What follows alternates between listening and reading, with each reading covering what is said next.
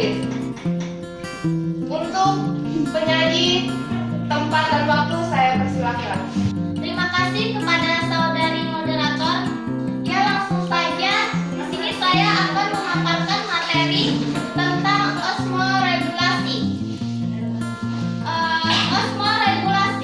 Osmoregulasi adalah proses untuk menjaga keseimbangan antara jumlah air dan zat terlarut yang ada di dalam tubuh hewan. Proses inti dari osmoregulasi ini adalah yang disebut dengan proses osmosis. Osmoregulasi juga dapat didefinisikan sebagai proses homostatis untuk menjaga agar cairan tubuh selalu berada dalam keadaan stabil. Peranan osmoregulasi ada yang pertama, membuang sisa maupun hasil sampingan metabolisme dari dalam tubuh makhluk hidup untuk menjaga ketidakseimbangan reaksi kimia di dalam tubuh. Yang kedua, mencegah terhadap gangguan fungsi enzim dalam proses metabolisme dengan cara membuang zat-zat sisa atau hasil sampingan metabolisme yang bersifat racun. Yang ketiga yaitu mempertahankan kestabilan ion-ion yang terlarut di dalam cairan tubuh. Contoh larutan ion-ion yaitu adalah natrium, kalium, magnesium, dan besi. Yang selanjutnya ada prinsip osmosis. Apa itu osmosis? Osmosis adalah pergerakan air dari cairan yang mempunyai konsentrasi air lebih tinggi, lebih encer menuju ke cairan yang konsentrasinya lebih rendah atau pekat. Osmosis ini dibedakan menjadi 3. Yang pertama yaitu ada hipotonik, hipertonik, dan isotonik. Hipertonik yaitu adalah suatu larutan dengan konsentrasi zat terlarut lebih tinggi daripada zat yang lain, sehingga air bergerak keluar sel. Sedangkan yang bisa dilihat di sini ada sebuah sel. Jika sebuah sel bersifat hipertonik, yaitu jika kandungan larutan di dalam sel lebih tinggi konsentrasinya daripada larutan di luar sel, maka air akan terus keluar dan sel tersebut akan mengkerut. Kalau sebuah sel bersifat hipotonik, maka kebalikan dari hipertonik, yaitu jika konsentrasi cairan di dalam sel lebih rendah daripada cairan konsentrasi yang di luar sel lebih tinggi, maka cairan ini akan terus masuk ke dalam sel dan sel menjadi pecah atau meletus. Sedangkan jika sel bersifat isotonik, cairan konsentrasi yang ada di dalam sel dengan di luar sel ini stabil, maka tidak ada pergerakan air sehingga sel bersifat isotonik. Respon osmotik pada hewan dibedakan menjadi 2, yaitu ada osmokonverter dan osmoregulator.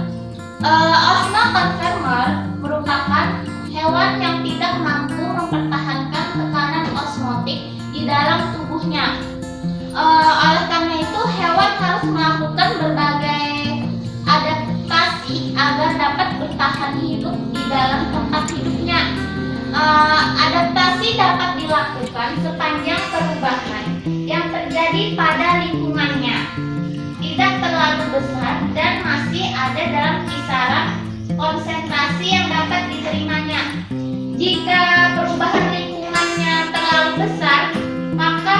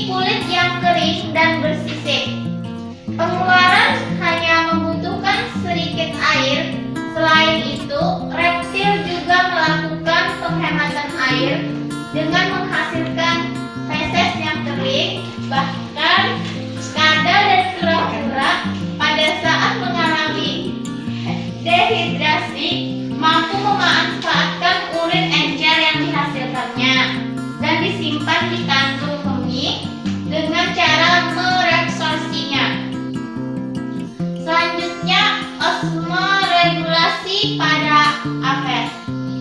Burung mengeluarkan kelebihan garam tersebut melalui kelenjar garam yang terdapat pada cekungan dangkal di kepala bagian atas, di sebelah atas setiap matanya di dekat hidung.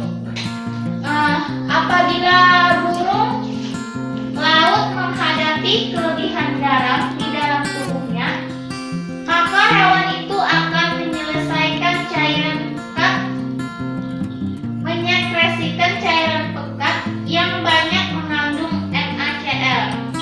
Kelenjar garam ini hanya aktif pada saat tubuh burung dijenuhkan oleh garam. Selanjutnya, osmoregulasi pada mamalia.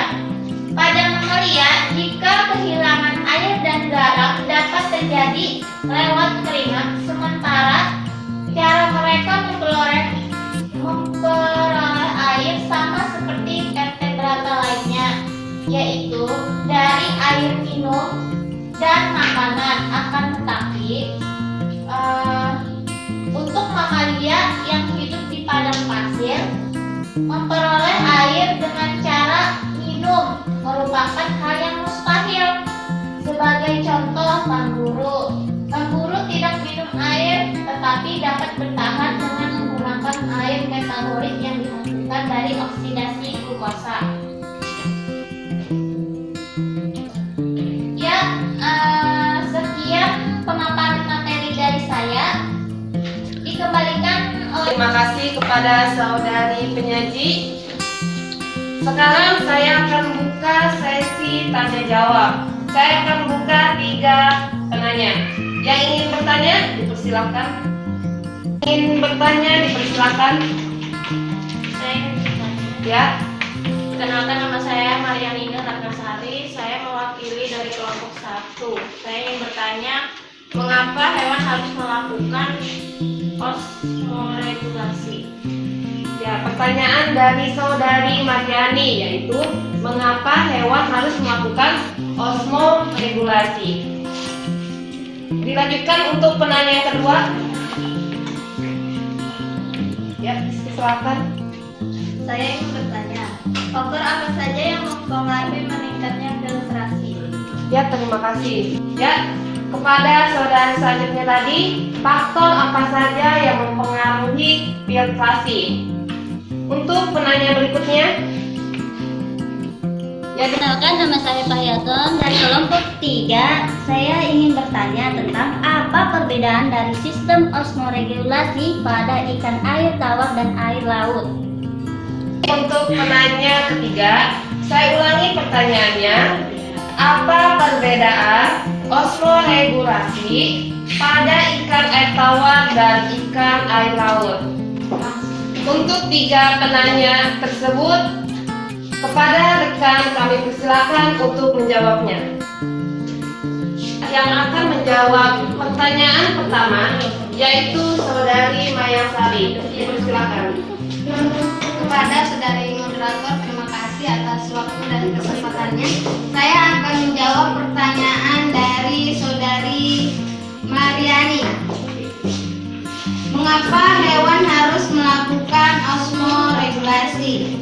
Karena perubahan keseimbangan jumlah air dan zat terlarut dalam tubuh memungkinkan terjadinya perubahan arah aliran air atau zat terlarut menuju ke arah yang diharapkan. Soal yang kedua, faktor-faktor yang meningkatkan filtrasi ada 3, yaitu yang pertama adalah tekanan hidrostatis glomerulus meningkat, dan yang kedua adalah tekanan osmotik koloid plasma akan meningkat. Yang ketiga adalah permeabilitas membran filtrasi meningkat. Soal yang ketiga, apa perbedaan dari sistem osmoregulasi ikan air tawar dan air laut? Perbedaannya adalah ikan air tawar sedikit meminum air, sedangkan ikan air laut banyak minum air. Terus, ikan air tawar pengeluaran urin banyak dan encer, sedangkan ikan air laut pengeluaran urin sedikit dan pekat. Yang terakhir, ikan air tawar mempertahankan garam dalam tubuhnya, sedangkan ikan air laut aktif mengeluarkan garam dalam tubuhnya. Ya, terima kasih. Itulah jawaban dari kelompok kami dan saya kembalikan kepada moderator. Ya, terima kasih kepada Saudari Mayasari. Dan jadi dapat saya simpulkan hasil dari presentasi kami hari ini yaitu osmoregulasi adalah proses untuk menjaga keseimbangan zat terlarut dan jumlah air. Kemudian adapun fungsinya yaitu peranan pertama membuang sisa dalam tubuh makhluk hidup, kemudian mencegah gangguan fungsi enzim, selanjutnya mempertahankan kestabilan ion. Adapun osmosis terbagi menjadi 3, yaitu hipotonik, hipertonik, dan isotonik. Kemudian respon osmotik ada menjadi 2, yaitu osmokonforman, yaitu hewan yang tidak mampu mempertahankan tekanan osmotiknya dalam tubuhnya. Selanjutnya ada osmoregulator, yaitu organisme yang menjaga osmolaritasnya tanpa tergantung lingkungan sekitarnya.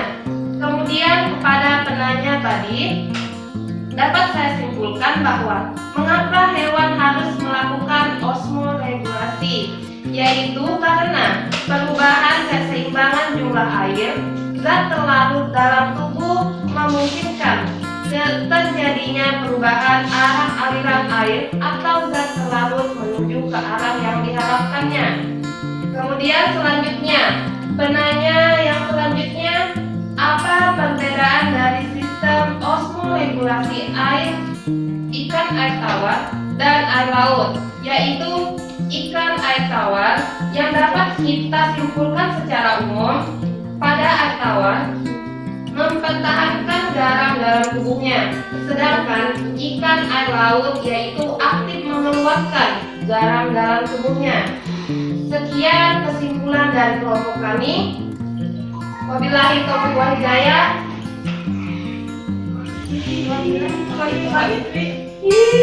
Makasih. Mulai sekian.